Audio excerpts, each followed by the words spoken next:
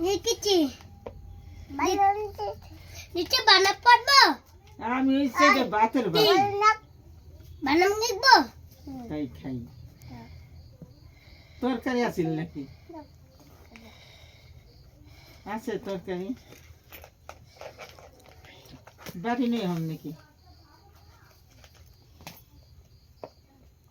আমাদের যে ভাত নিচে লিখেছি তারপর সেই যে খাইয়ে গেল সকালে ভাত আনে গ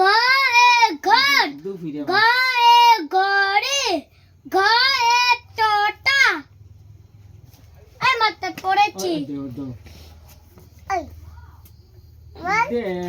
আচ্ছা বিচলছ ইতি পদ্ধতি কি ঠিক আছে